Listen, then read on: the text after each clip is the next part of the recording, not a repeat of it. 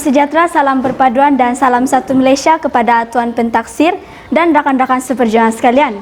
Pada hari ini, saya akan membahaskan suatu topik yang sangat popular dalam kalangan pakar ekonomi, iaitu industri pelancongan. Sebelum saya mengupas topik ini dengan lebih dalam, izinkan saya memberikan definisi industri dan pelancongan terlebih dahulu. Bak kata peribahasa, tak kenal maka tak cinta. Tak lengkaplah perbincangan saya tanpa disertai dengan definisi. Industri bermaksud penghasilan barang atau perkhidmatan dan merupakan kegiatan ekonomi yang memproses bahan mentah menjadi siap atau menyediakan perkhidmatan. Manakala, pelancongan adalah gerakan sementara manusia ke destinasi lain di luar tempat kerja maupun tempat tinggalnya yang biasa. Baiklah, saya teruskan skop perbincangan saya kepada topik utama saya pada hari ini. Industri pelancongan merupakan antara sektor terpenting di Malaysia. Hal ini kerana industri ini terbukti mampu memberikan pulangan dan hasil yang maksimal kepada negara. Sebagai contoh, pada tahun 2013 saja, industri ini telah mencatatkan peningkatan sebanyak 7.2% dengan nilai 103.3 bilion ringgit Malaysia. Fakta ini menggambarkan dengan jelas bahawa sektor pelancongan mempunyai peranan yang sangat besar dalam pembangunan negara. Persoalannya, apakah usaha-usaha yang boleh dilakukan untuk memajukan sektor ini? Antara usaha yang boleh dilakukan untuk memajukan sektor ini adalah pihak kerajaan hendaklah mengukuhkan tahap keselamatan negara. Saya berpendapat sedemikian kerana sejak akhir-akhir ini banyak kes jenayah yang sering berlaku. Fenomena ini pastinya akan mengundang keraguan pelancong asing untuk berkunjung ke negara kita. Bagi menjernihkan air yang semakin keruh, pihak berkuasa hendaklah melaksanakan inisiatif keselamatan negara yang lebih menyeluruh. Misalnya, menambah bilangan anggota keselamatan negara dan memasang kamera litar bertutup khususnya di kawasan tumpuan pelancong. Pada masa yang sama, pengusaha hotel haruslah meningkatkan kualiti perkhidmatan mereka. Hal ini bertujuan untuk memastikan setiap perkhidmatan yang diterima oleh pelanggan selari dengan harapan yang diberikan oleh pihak hotel.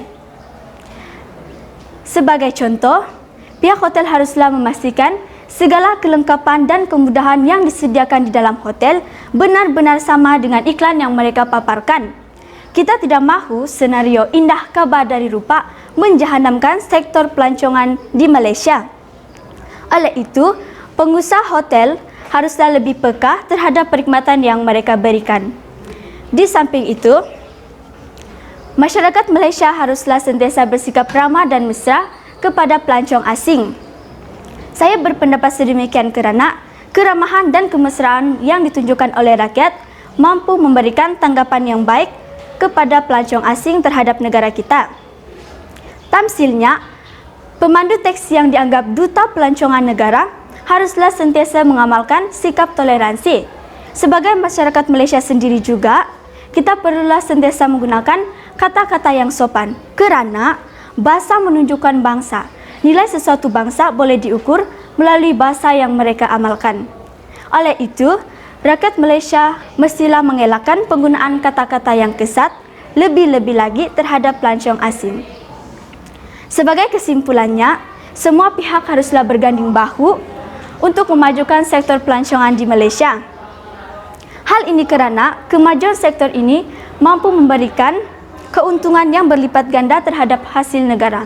Selain itu, memberi peluang kepada penduduk tempatan, selain itu membuka peluang pekerjaan yang lebih luas terhadap penduduk tempatan. Dengan itu, agenda negara untuk berdiri sama tinggi, duduk sama rendah dengan negara maju yang lain akan dapat direalisasikan. Nampaknya masa amat mencemburui kita. Sebelum saya mengakhiri perbincangan saya pada hari ini, terimalah serangkap pantun daripada saya yang berbunyi, kalau ada jarum yang patah, jangan disimpan di dalam peti. Kalau ada silap dan salah, jangan disimpan di dalam hati. Sesungguhnya segala yang baik itu datang daripada Tuhan dan segala kelemahan dan kekurangan itu datang daripada diri saya sendiri. Sekian saja perbincangan saya pada hari ini. Semoga kita berjumpa lagi pada masa hadapan. Assalamualaikum dan selamat pagi semua kepada pelajar 4 Cambridge.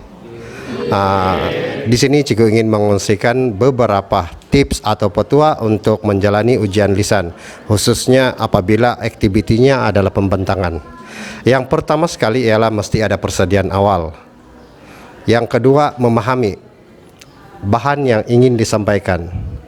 Dan seterusnya yang ketiga ialah pembentangan kita akan lebih menarik jika sekiranya disokong dengan bahasa badan atau bahasa Inggrisnya body language.